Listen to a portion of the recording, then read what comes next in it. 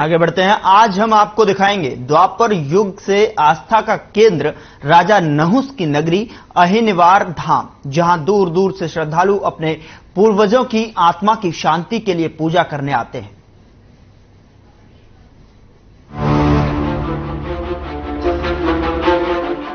लखनऊ जनपद के निगोहा गांव के पास प्रकृति की गोद में बसा है द्वापर युग से आस्था का केंद्र राजा नहुर की नगरी अहिनिवार धाम, जो आज भी लोगों के लिए आस्था का केंद्र बना हुआ है। आपको बता दें कि हिंदू धर्म में गया धाम को जाने वाले पहला पिंडदान यही करते हैं और माना जाता है कि तभी पूर्वजों की आत्म शांति के लिए की गई पूजा पूर्ण होती है। हर खबर चैनल संवाददाता दीपचंद मिश्रा ने अहिनिवार धाम पहुंचकर जायजा लिया इस ऐतिहासिक और आस्था के केंद्र अहिनिवार धाम का। मान्यता है कि अज्ञातवास के समय मंदिर प्रांगण के ठीक सामने स्थित चंद्र सरोवर में पानी पीने गए पांडवों के मूर्छित होने की कहानी यहीं से जुड़ी है। स्थानीय लोगों के अनुसार यही वे सरोवर है जब यक्ष के 5 प्रश्नों का उत्तर पांडव नहीं दे पाए थे और उसके बाद धर्मराज युधिष्ठिर को पांडवों के बड़े भाई थे, उन्होंने यक्ष के 5 प्रश्नों का उत्तर दिया था, तभी पांडव पुनः जीवित हुए थे। राजा नहुस की नगरी अहिनिवार धाम, जो कि लखनऊ जनपद के निगोहा गांव के पास है, आज मैं वहां मौजूद हूँ। यहाँ की कुछ हकीकत है, कुछ फसाना है।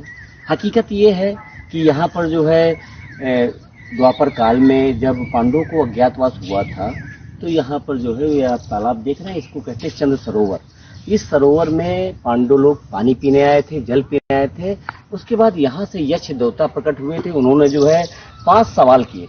5 सवालों के जवाब न देने के एवज में इन चारों भाइयों को मूर्छित होना पड़ा था। उसके बाद धर्मराज युधिष्ठिर, जो कि सत्य के पर्यायवाची हैं, उन्होंने आकर के 5 सवालों का जवाब दिया था, तब उनके भाई जो है फिर से होश में आए थे। आज मैं उसी हकीकत को जानने के लिए आया हूं कि आखिर वाकई में ये जो सरोवर है और जो कहानियां हैं, जो किताबों में पढ़ते हैं, क्या सच्चाई है उसमें। हमारे साथ कुछ लोग मौजूद हैं, इनसे हम बात करेंगे कि आखिर यहाँ पर क्या मान्यता है और यहाँ की इस तालाब की क्या पौराणिक कथा है। आइए जानते हैं उनसे।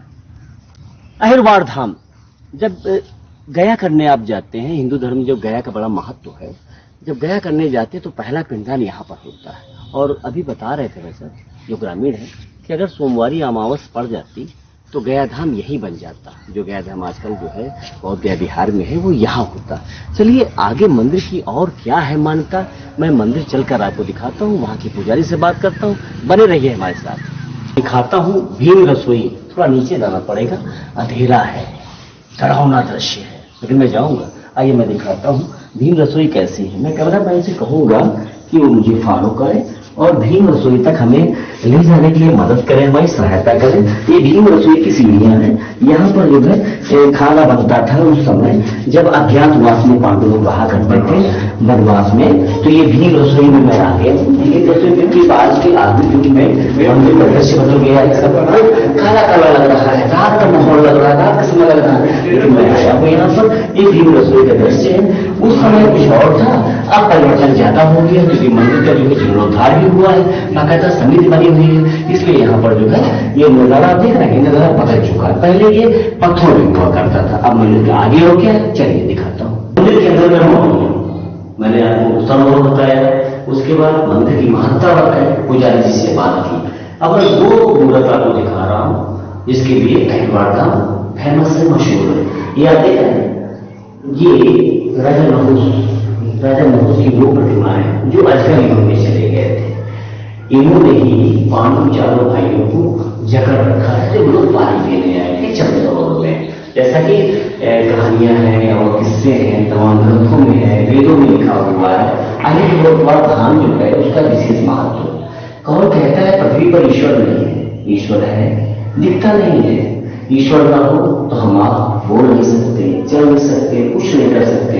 इसलिए धरती पर ब्रह्म ईश्वर परमात्मा है। मंदिर के बारे में और आगे क्या जानकारियां हैं, चलिए आगे दिखाता हूँ। सरोवर के बारे में मैंने आपको बताया, जहाँ पर पांडव मूर्छित हुए। उसके बाद धर्मराज युधिष्ठिर ने जवाब दिया। उसके बाद उनके भाई जो है फिर से होश में आए। अब मैं मंदिर के अंदर आ गया हूँ। मंदिर के अंदर आने के बाद सबसे पहले जो मेरी नजर है यहाँ पर पड़ी, ये गोल आकृति बनी हुई है। मैं आपको बताना चाहूंगा, इस आकृति के अंदर जो है दूध रखा हुआ है, जो कि धनतेरस के दिन निकाला जाएगा और एक वर्ष तक दूध ऐसे रखा रहता है। इस दूध से खीर बनती है। उसके बाद ये खीर पूरे भक्तों में बांटी जाती है। ना तो खीर कम पड़ती है, ना दूध कम पड़ता है।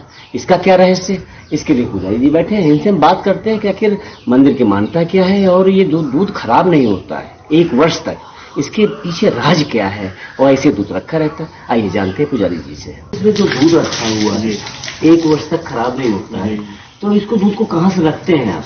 ये नीचे जो चिन्ह बना हुआ है, ये जो बना हुआ है जी, यहाँ से दूध रखते हैं, ये निकालते हैं, यही तोड़ करके निकाला जाएगा। दूध कितना होता होगा लगभग? 2.5 लीटर रखा जाता है संपूर्ण में, कांच का बर्तन में।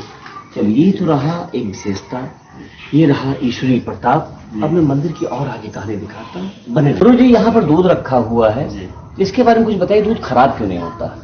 ये तो एक ईश्वरीय लीला है। और सर्वप्रथम मैं हर खबर मीडिया चैनल को अहिनवार धाम की तरफ से बहुत बहुत स्वागत करना चाहूँगा। सेवा के लिए जो अवसर लिया, यहाँ के लिए प्रचार प्रसार के लिए यहाँ योगदान किया है। ये स्थान बहुत महत्वपूर्ण स्थान है और ये महाराज चंद्रवंशी नहुस थे, राजा हुए हैं, जिन्होंने स्वर्ग दिग्विजय करके इंद्र पद प्राप्त किया था। इंद्र की अनुपस्थिति में जिसमें व्रतता सत्तावत किया इंद्र ने, तो गुप्तवास में रहने के लिए इन्हें गुप्तवास में रहना पड़ा।